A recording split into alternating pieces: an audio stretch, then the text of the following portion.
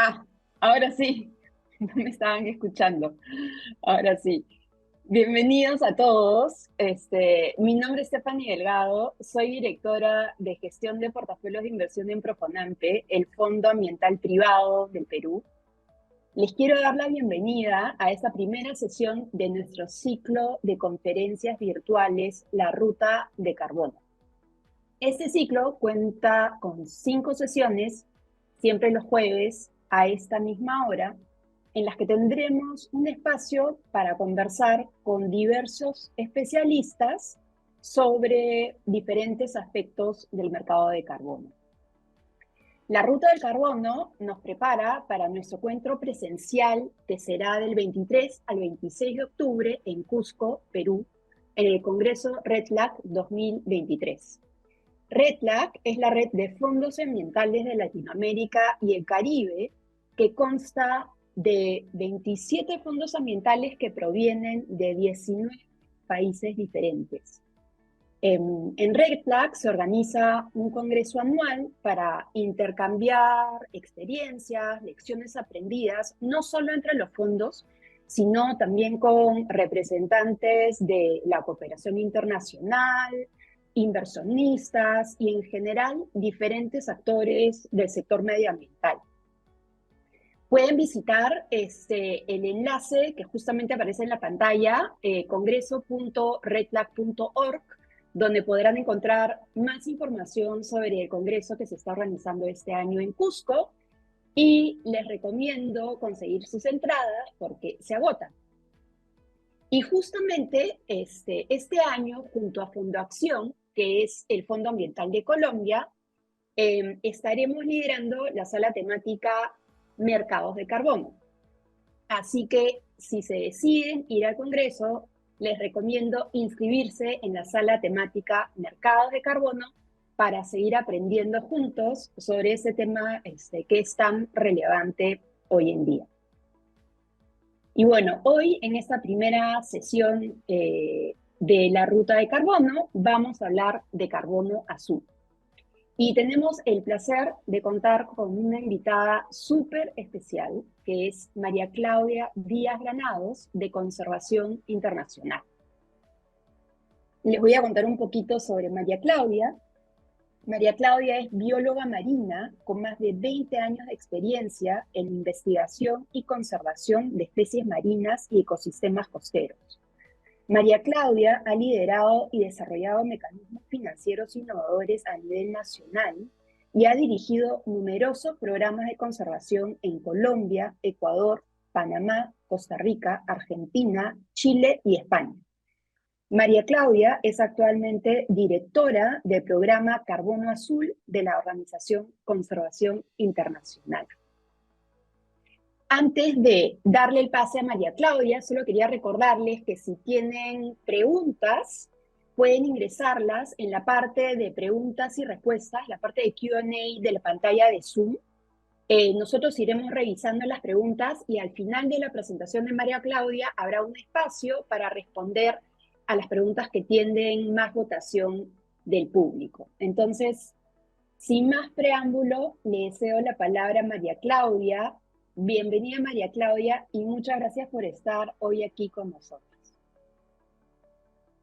Muchas gracias, Stephanie, por la invitación y buenos días para todas las personas que nos acompañan hoy desde diferentes partes del mundo. Buenos días, buenas tardes, no sé dónde estén. Y creo que es un momento muy importante para compartir un poco con todos ustedes las experiencias que tenemos desde Conservación Internacional en este tema relacionado con los mercados de carbono y específicamente los que se relacionan con ecosistemas costeros o ecosistemas de carbono azul. Por esta razón, hoy vengo a compartir con ustedes una experiencia que tenemos en uno de los países vecinos en América Latina, en Colombia, como una de las soluciones de sostenibilidad financiera para programas de conservación y restauración de manglares. Siguiente, por favor. Antes de empezar, quiero hacer hincapié en la definición de carbono azul. ¿Qué es el carbono azul? Esto ha generado muchas diferencias. ¿Estoy escuchando bien? Sí, sí. Muchas diferencias de conceptos y también ha generado discusiones a nivel científico. Hoy en día, carbono azul, el término carbono azul hace referencia a ecosistemas costeros que tienen un papel fundamental en la mitigación del cambio climático. Y estos principalmente son los manglares, las marismas saladas y los pastos marinos.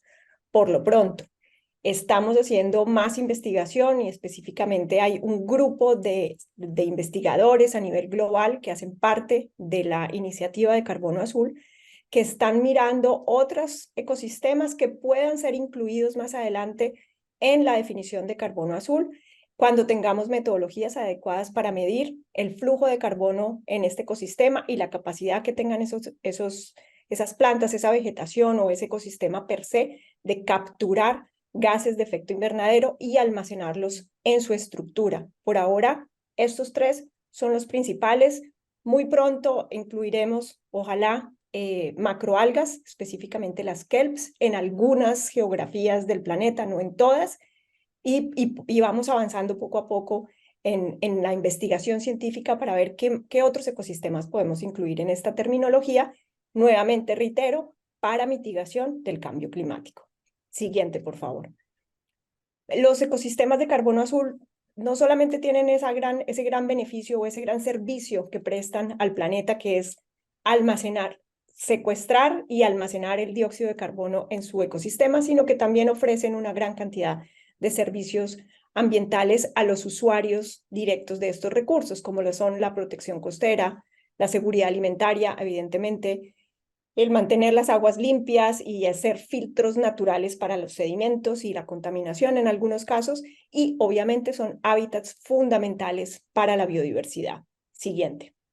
Pero más allá de estos beneficios, siguiente por favor, el carbono o el servicio que prestan y que vamos a centrarnos hoy en esta presentación es el de capturar, la terminología específica es secuestrar el dióxido de carbono que se encuentra en nuestra atmósfera y que es uno de los gases de efecto invernadero que está causando mayores riesgos o mayores impactos en el clima hoy en día, y cómo estos ecosistemas lo secuestran y lo almacenan en su sedimento, en el sedimento, en los fondos, en el barro en donde ellos se desarrollan, pero también en la planta. Y si comparamos los bosques o los ecosistemas costeros de carbono azul con los ecosistemas terrestres, nos damos cuenta que estos tienen un impacto o un potencial de secuestrar y almacenar este dióxido de carbono entre 5 y 10 veces mayor que los bosques terrestres. Siguiente. Eso no quiere decir que los otros ecosistemas no sean importantes. Tenemos que cuidar los bosques, tenemos que sembrar más bosques, pero tenemos que hacer un mayor esfuerzo en cuidar esos ecosistemas costeros que todavía tenemos hoy en día. Realmente hemos perdido, en términos muy generales, casi el 50% de estos ecosistemas a nivel global. Y la tasa de deterioro es muy grande, especialmente en las marismas saladas y en los pastos marinos. Hemos logrado reducir un poco esa pérdida en los manglares, pero necesitamos no solamente hacer un mayor esfuerzo en conservarlos, sino en recuperar esos ecosistemas o esas áreas que hemos perdido, porque evidentemente eso nos va a ayudar a frenar de alguna manera los impactos que tenemos hoy en día por cambio climático. Siguiente, por favor. Hay varios proyectos que se han realizado pensando un poco en cuidar estos ecosistemas y en mantenerlos a largo plazo a nivel global. Yo me voy a centrar en uno específicamente, que es el caso de Colombia, pero quiero mencionar muy brevemente otro que se encuentra en Kenia, en África, que ha sido certificado por otro estándar que se llama Plan Vivo, pero ambos proyectos tienen un objetivo muy similar, que es conservar los manglares, pero ayudando a los países a cumplir con sus metas de desarrollo sostenible, y lo más importante es trabajando directamente con las comunidades locales, que es una de las lecciones aprendidas que tenemos en todos estos procesos. No es solamente cuidar estos proyectos de carbono, evidentemente sirven para la mitigación del cambio climático, pero no podemos desligar los componentes de adaptación y cómo las comunidades se están adaptando a esos cambios que tienen las costas y de qué manera nosotros garantizamos que vamos a lograr tener esto en el largo plazo. Siguiente, por favor.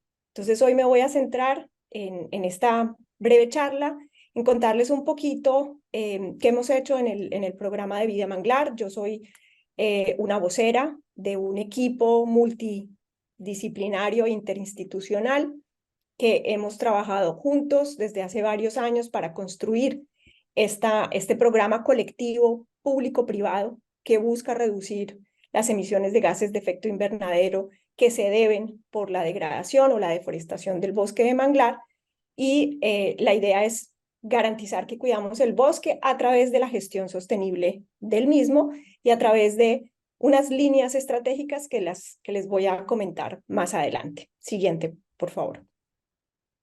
El programa es bastante complejo en términos de gobernanza, tiene una participación de muchos actores, como les digo, el gobierno nacional, autoridades ambientales regionales, el Instituto Nacional de Investigaciones Marinas, un par de organizaciones no gubernamentales, dentro de las cuales está incluida Conservación Internacional y la Fundación Omacha, pero lo más importante, que son todos estos logos que ustedes ven aquí, hay una gran participación comunitaria.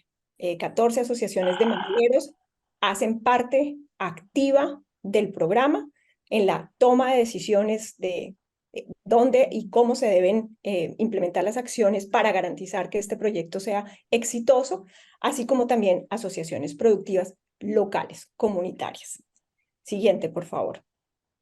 Entonces, les voy a dar unos datos básicos sobre el proyecto. Primero, ¿dónde está ubicado? Estamos hablando de una zona en el Caribe colombiano, es el llamado Golfo de Morrosquillo. En ese golfo hay una serie de parches de manglares. El primero es la bahía de Cispatá, que es el área que ustedes ven resaltada en color rojo al sur de este golfo.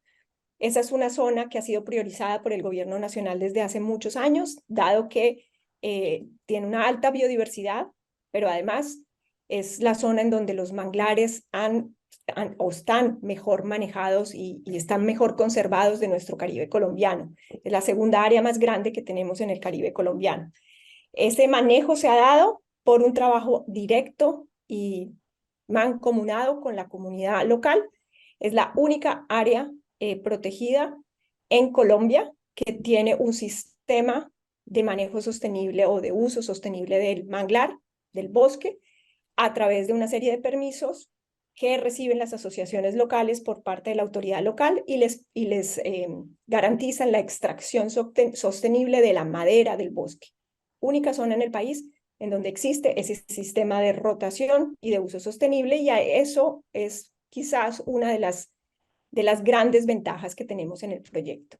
Esas otras dos áreas que ustedes ven marcadas en el mapa son las áreas que hemos pensado pueden ser de la expansión o para la expansión de este proyecto. Este es un proyecto agrupado que sigue la metodología de Berra y que empezamos con 7.600 y tantas hectáreas de manglar y queremos expandir a un total de unas 11.000 hectáreas de manglar en los próximos años.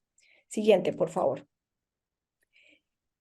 Para tener en cuenta, el proyecto fue aprobado por Berra en el 2021, en abril, bajo los estándares de carbono certificado, BCS, y de clima, comunidad y biodiversidad, que es CCB.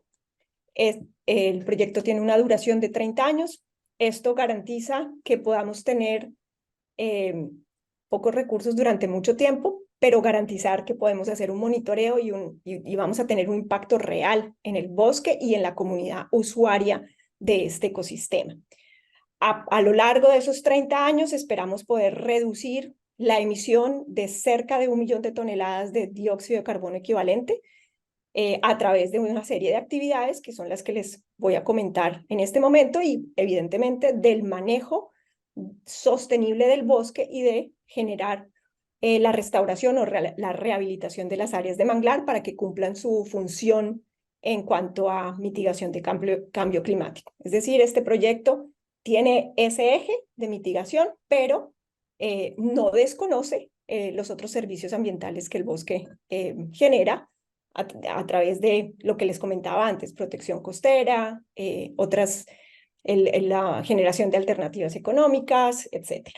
En la primera verificación logramos obtener un poquito menos de 72.000 toneladas de carbono transformadas en créditos, y estos créditos fueron comercializados en el mercado voluntario internacional del carbono.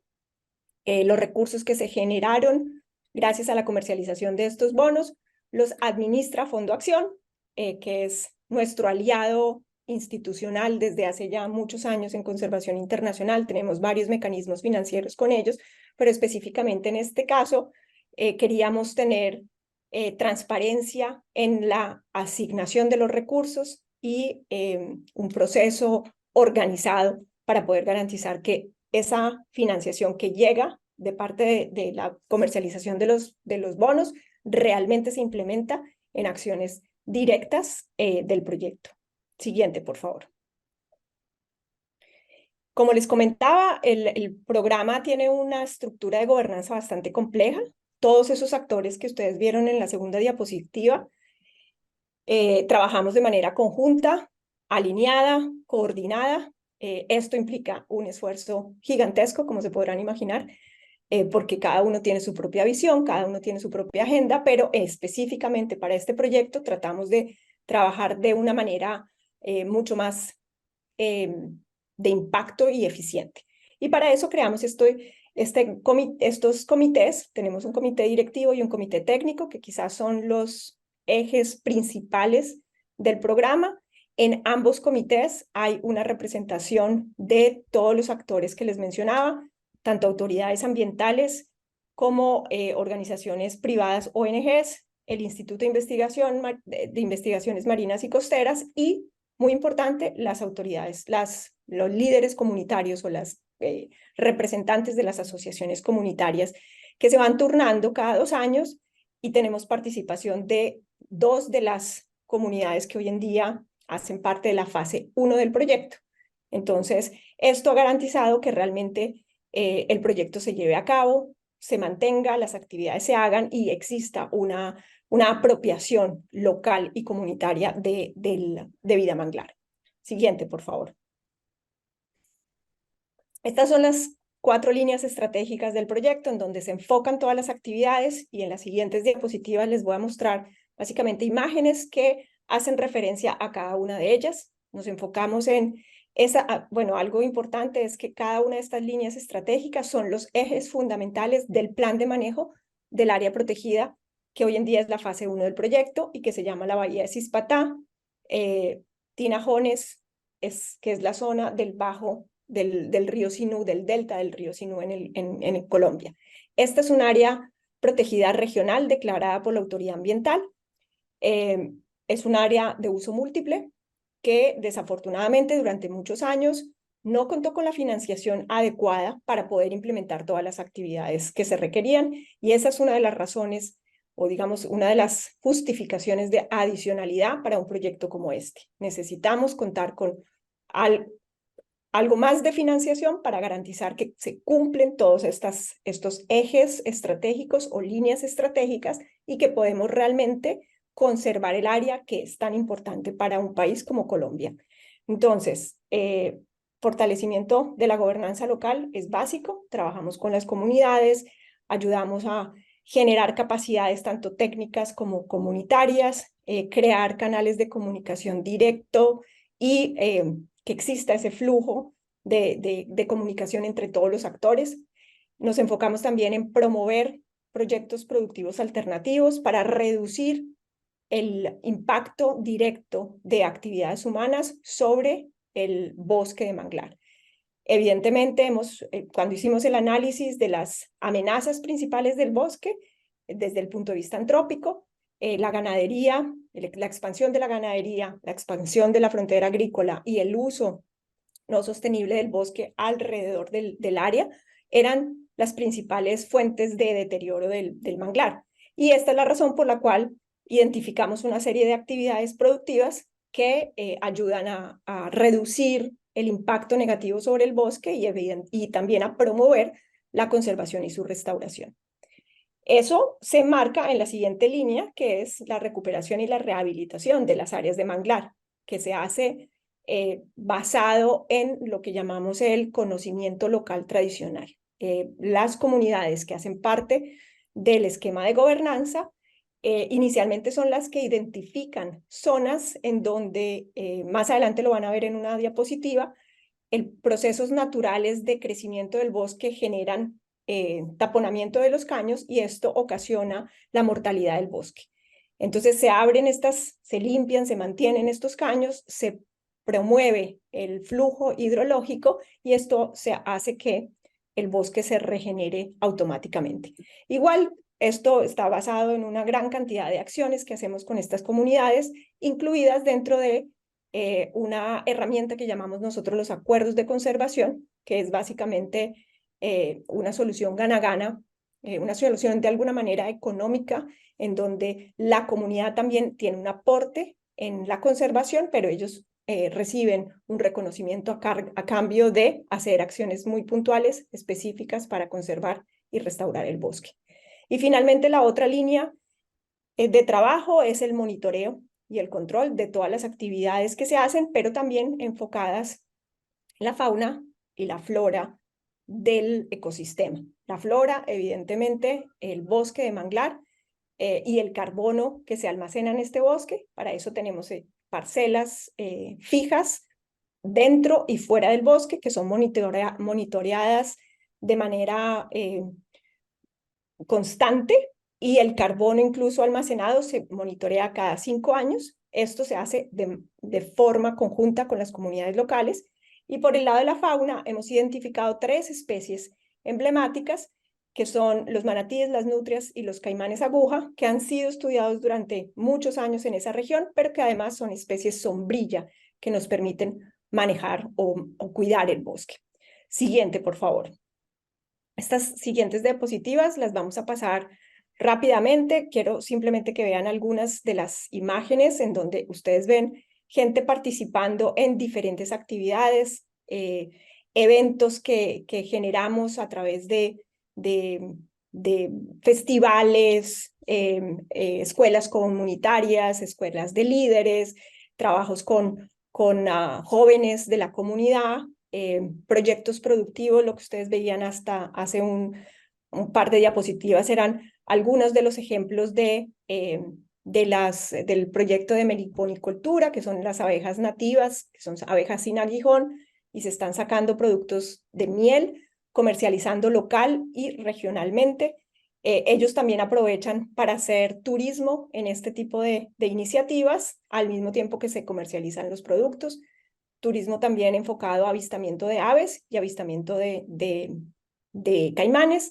La diapositiva anterior se veía, perdón, esta.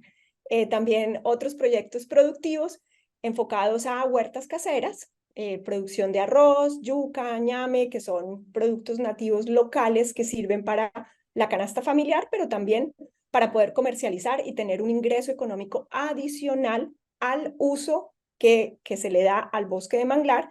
Y esto ha permitido que año tras año esos acuerdos que han firmado las asociaciones con la comunidad, con la autoridad ambiental para extraer la madera, se estén reduciendo poco a poco en cuanto al volumen de madera extraída. Y eso, de alguna manera, hace que el bosque se mantenga un poco más sano. Siguiente, por favor. La siguiente. No, ahí te saltaste. La siguiente.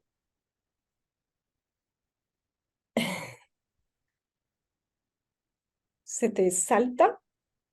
Todavía faltan un par de diapositivas.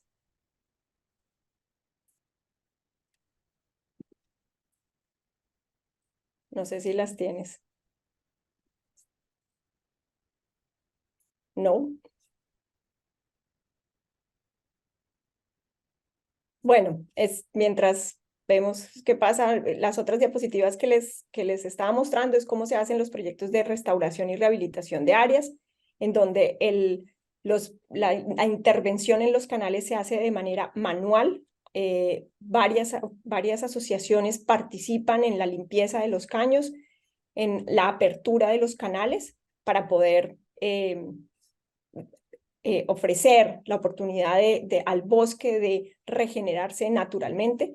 Si eso no ocurre, lo que hacemos es hacer una restauración asistida a través de siembra de plántulas que se han cultivado, que se han desarrollado en viveros comunitarios, y también a través de lo que llamamos montículos, que se generan unas estructuras naturales en el bosque, que hemos visto que no tiene una regeneración natural adecuada, y esto permite que no haya un impacto directo en el aumento del nivel del mar en el desarrollo del bosque. Y hemos visto realmente resultados muy interesantes de todas estas actividades que hacemos en el proyecto, en las 4 líneas estratégicas que les comentaba. Algunos de los impactos que hemos tenido específicamente en el programa, se los voy a contar muy brevemente. Como les decía, hemos reducido cerca de 70.000 toneladas de dióxido de carbono en el periodo 2015-2018, que fue el primer periodo certificado. Tenemos un equipo local dedicado 100% al funcionamiento de Vida Manglar, son gente de la comunidad.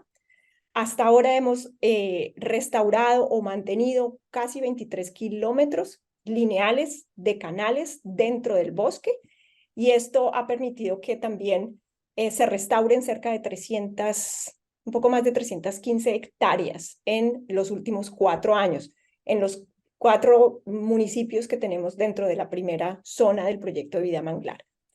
Hemos trabajado directamente o hemos visto el beneficiado directamente 486 familias, tanto en San Antero como en San Bernardo del Viento, y en todas las actividades que tenemos de restauración, hemos visto un 82% de sobrevivencia de las plántulas, y esto es un porcentaje bastante alto, lo cual permite que el bosque de manglar aún siga siendo uno de los mejores conservados de Colombia. Hoy en día trabajamos con 14 asociaciones de mangleros, 4 asociaciones ecoturísticas, 4 asociaciones de producción de algún tipo de insumo de la canasta familiar.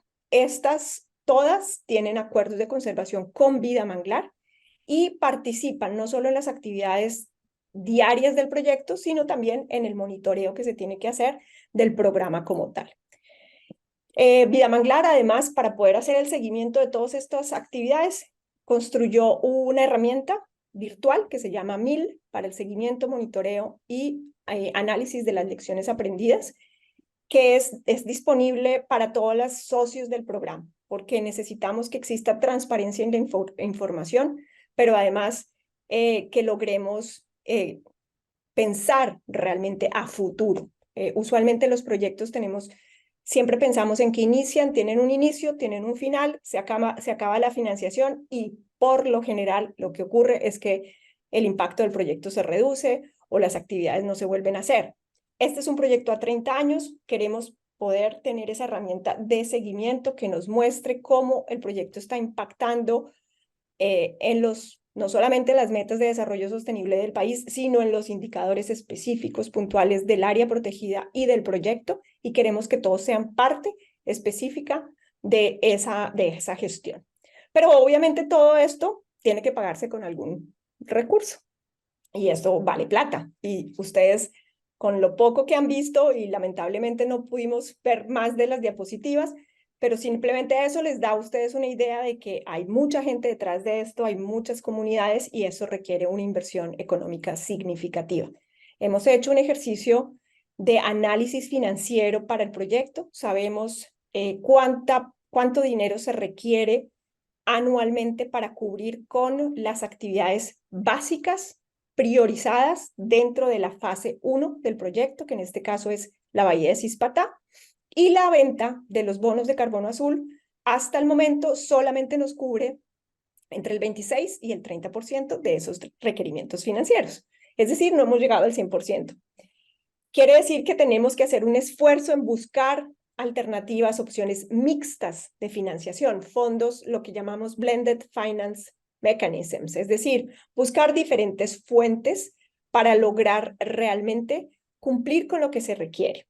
Si ampliamos esta área a estas otras dos pequeñas que les mostraba en el mapa inicialmente, esto va a implicar más gente trabajando, más recursos que se requieran, igual a pesar de que las áreas sean pequeñas comparadas con el área principal, la gente igual sigue necesitando recursos para poder sobrevivir. Las actividades productivas requieren una inversión inicial y un seguimiento, y esto va a implicar más recursos que se comercialicen. Esto realmente nos muestra que proyectos o programas como Vida Manglar, que son enfocados en generar una sostenibilidad financiera para conservación y restauración de manglares, son una buena alternativa. Sin embargo, no son la solución a todos los problemas. Pueden ayudar, pueden servir a abrir puertas, a cambiar la forma de inversión, sobre todo de empresas que estén interesadas en comprar este tipo de recursos. Yo personalmente estuve ayudando en la comercialización de esos bonos, y en muchos casos las empresas quieren pagar poco y tener una gran cantidad de volumen. Proyectos como este muestran que los precios de los bonos de carbono azul en este momento son muy bajos comparado con la inversión que se requiere hacer en proyectos similares.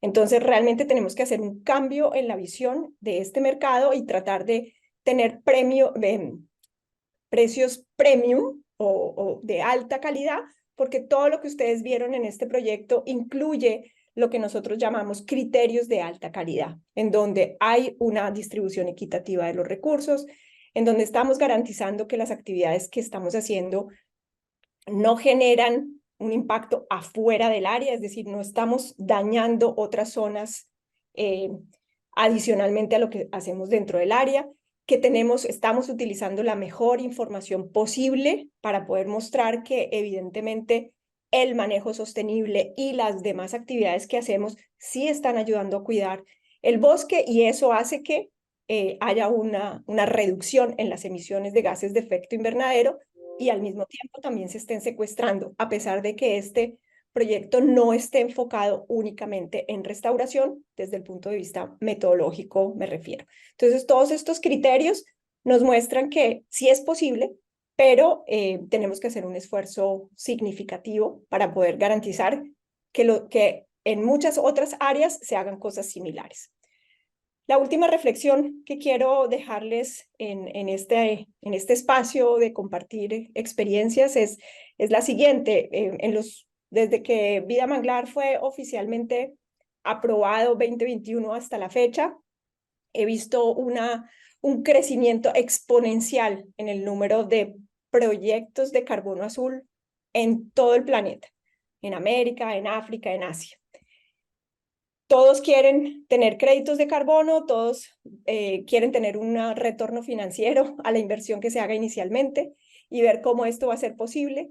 Evidentemente se comparan con bosques terrestres, y cuando yo comparo miles de hectáreas de un bosque terrestre con precios muy bajos en los créditos versus un proyecto tan pequeño de 7.000 hectáreas de bosque, con mucha gente incluida y unos costos altísimos, pues esto no va a ser rentable.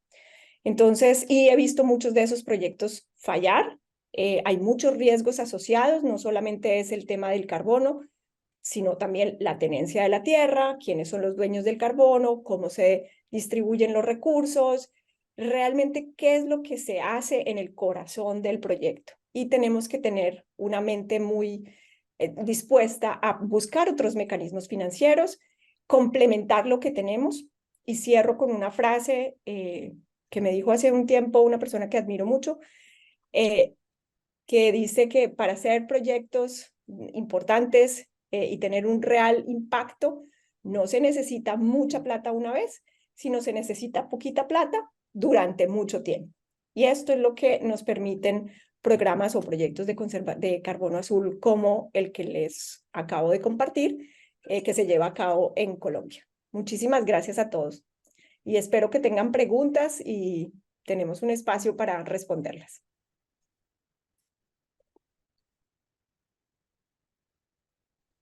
súper, María Claudia, en verdad, súper interesante el trabajo que vienen haciendo en Colombia y la verdad felicitaciones por este proyecto porque la complejidad es altísima, ¿no?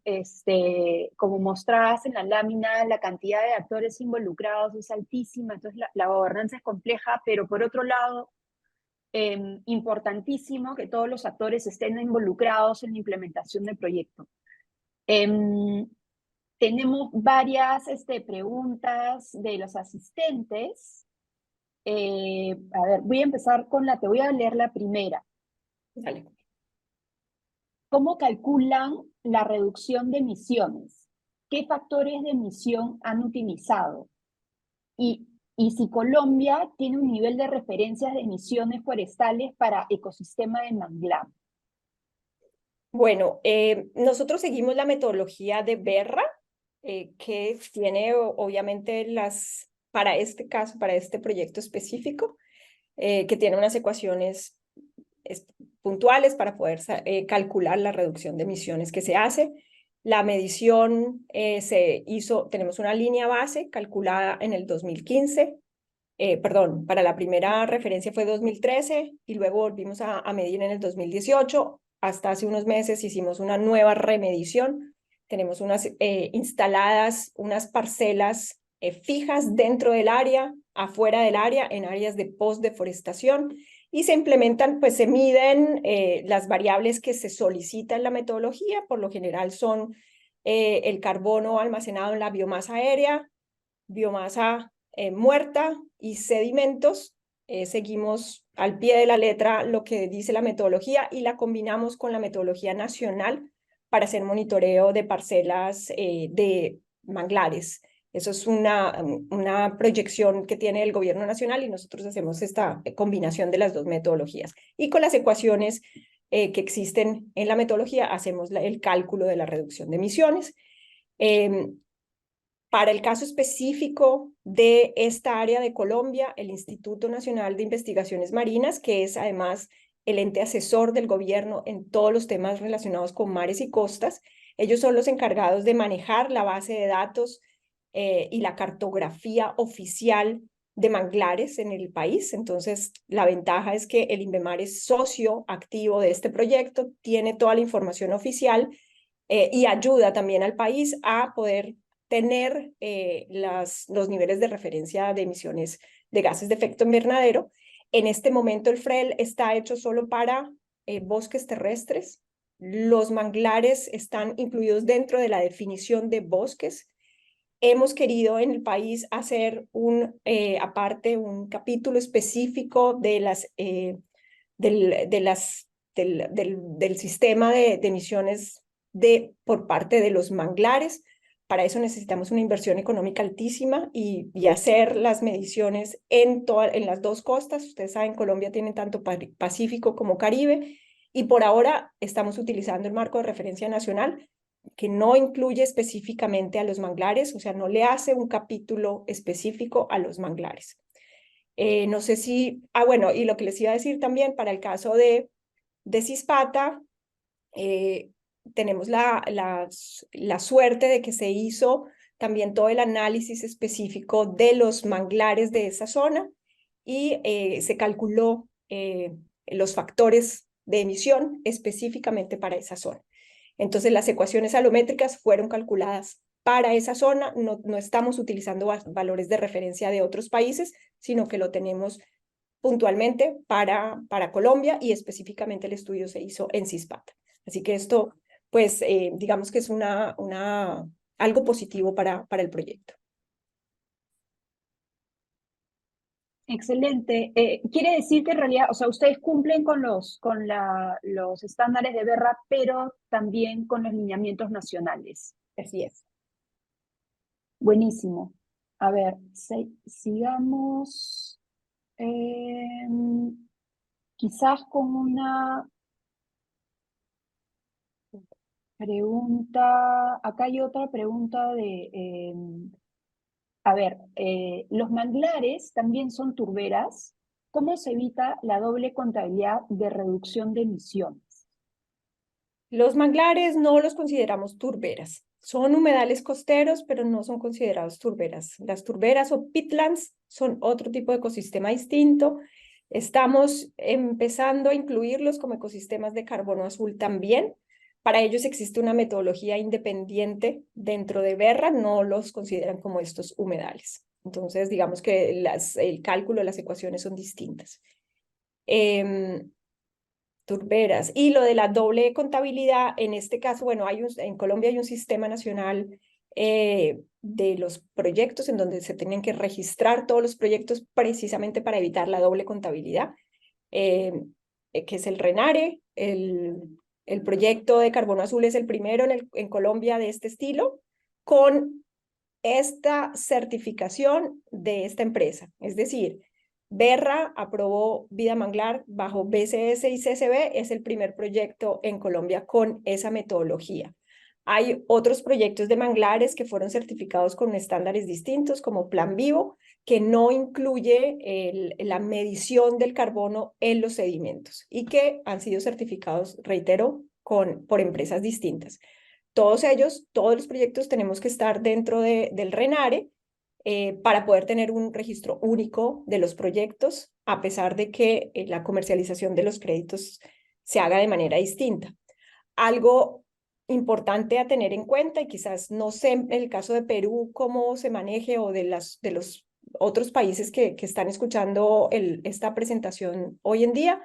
En Colombia tenemos un impuesto al carbono y una ley de no taxación al impuesto. El impuesto al carbono es para realmente promover que las empresas nacionales o las empresas que tienen acción en el país puedan no solamente, bueno, además de pagar el impuesto oficialmente, ellos puedan apoyar proyectos comprando los bonos de carbono en el país a nivel nacional, y esto ayudaría al cumplimiento de las metas NDC del país. En el caso de la venta, la comercialización a nivel internacional, pues evidentemente no aporta directo a las INDCs, pero no estamos dentro del mismo sistema, entonces no hay una doble contabilidad en este sentido. Nosotros decidimos no vender los créditos en el mercado nacional, solamente por el gobierno estableció un precio tope para para ese impuesto, que son $5 por tonelada, y realmente $5 por tonelada no lo pagan las empresas. Ellos usualmente pagan 3,75, máximo $4 por tonelada, y esto realmente no nos serviría para nada en un proyecto tan costoso como el que les comenté. Nosotros vendimos a un promedio de $25 la tonelada en la primera verificación, y esperamos que para la próxima verificación el precio mínimo sean $40 por tonelada.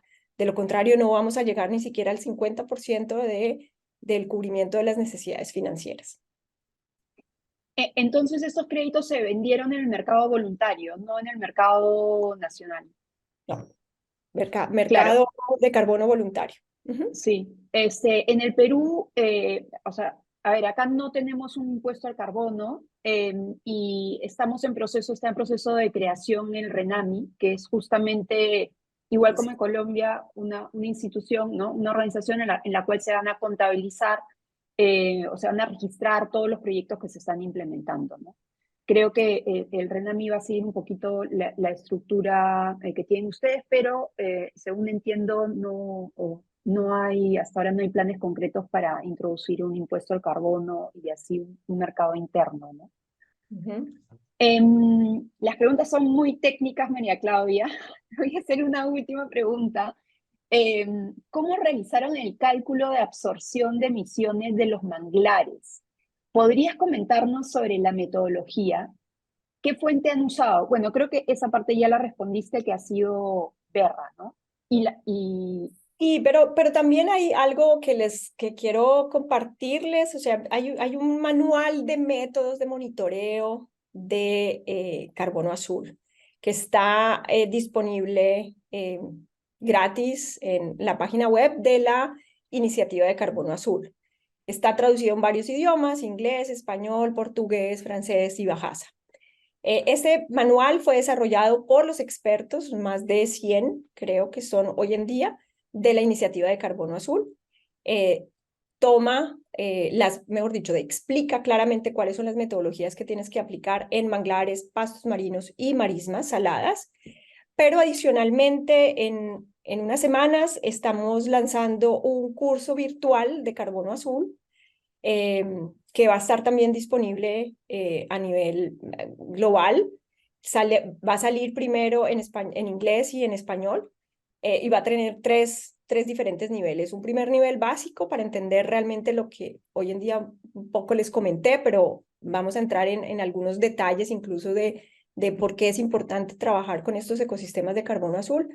El nivel intermedio va a estar enfocado en políticas y en estos mercados de carbono para dummies, o sea, no vamos a entrar todavía en el pleno detalle, y el nivel avanzado va a tener 3 líneas. Una de ellas es la parte técnica, científica, cómo hay que hacer para medir el carbono que se almacena en esos ecosistemas, cómo se tiene que hacer, cómo se tienen que instalar las parcelas, qué equipos tienen que usar, cuáles son las ecuaciones, etcétera, etcétera, etcétera. Eso es una metodología independiente a la de certificación. Las de certificación entran en unos detalles distintos y esas son las que desarrollan Berra, por ejemplo. Plan Vivo hoy en día ya está avanzando en una metodología específica para ecosistemas de carbono azul.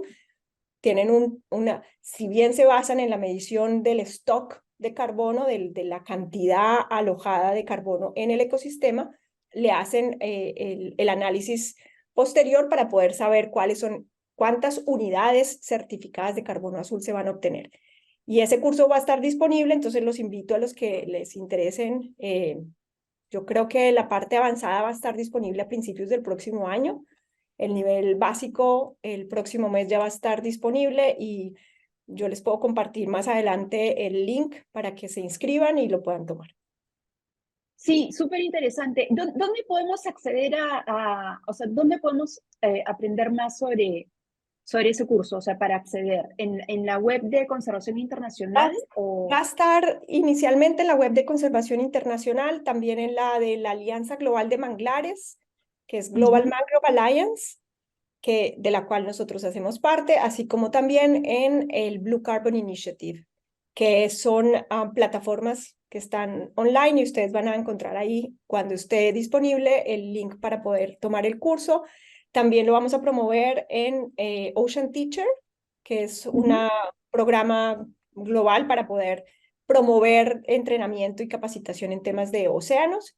Y esto va a estar, el Ocean Teacher sí abre como cohortes de estudiantes cada 3 meses. Ujú. Y bueno, lo vamos a estar promoviendo constantemente, así que yo les puedo compartir la información cuando la tenga. Súper. ¿Y el curso va a ser gratuito o va a Sí. tener un costo? Sí, No, gratuito. gratuito. Súper, súper, súper, súper. Mira, nos queda tiempo para una última pregunta. ¿Se impulsa el uso de cocinas de leña más eficientes en los lugares donde no hay otras alternativas disponibles? Sí, claro, se impulsa especialmente en aquellos lugares en donde el uso de la madera de manglar es para estos fines. Por ejemplo, en África, casi todos los países, por la pobreza que tienen las comunidades, lo que hacen es talan el bosque de manglar y utilizan esa madera como leña para consumo. Es ahí donde se están promoviendo el uso de cocinas eficientes. En el caso de Colombia, eso no ocurre, a pesar de que la madera, el uso de la madera de manglar es ilegal en el país. En esta zona específica que yo les comentaba, hay un sistema de aprovechamiento de la madera, pero para construcción. No se utiliza por lo general para consumo, para producir leña, para consumo, no. Entonces depende un poco de la realidad de los países. Lo que yo he visto y les digo, principalmente en África es donde se promueve el uso de cocinas eficientes y en Asia también. Filipinas, India, Vietnam, Tailandia. En esas zonas es donde más estamos promoviendo el cambio de uso de combustibles desde de la madera al bosque a otro tipo de cocinas mucho más eficientes. Y eso reduciría de alguna manera el aprovechamiento de la madera del manglar. Claro. Excelente, María Claudia. Muchas gracias. Nos encantaría poder quedarnos más tiempo contigo. hemos aprendido muchísimo, pero ya tenemos que ir cerrando esta sesión. Em, he visto que hay una pregunta también sobre si se va a compartir la presentación. Toda esa información se va, entiendo que la grabación de esta sesión y también la presentación de María Claudia, esta vez completa, la vamos a colgar en la página web de Red Flag para que puedan tener acceso, y a los participantes que se han inscrito mediante Zoom van a recibir un correo con acceso a la información. Luego los invito a inscribirse a la siguiente sesión, que será el próximo jueves a esta misma hora, 9 a.m. de Perú, a la sesión que vamos a tener con Jaime Nalbarte de Aider. Ahí vamos a hablar sobre proyectos Red Plus como un mecanismo para el financiamiento de la gestión de áreas naturales protegidas a través de contratos de administración. Entonces nos vamos a mover del carbono azul hacia el carbono forestal. Y bueno, les recuerdo nuevamente que pueden encontrar más información sobre el Congreso Red Flag 2023. María Claudia, espero que nos podamos ver ahí personalmente también. Estás súper invitada. Y a todos, muchísimas gracias por acompañarnos hoy. Nos vemos la próxima semana. Muchísimas gracias, Stephanie. Chao. Y a todos. Chao. Gracias.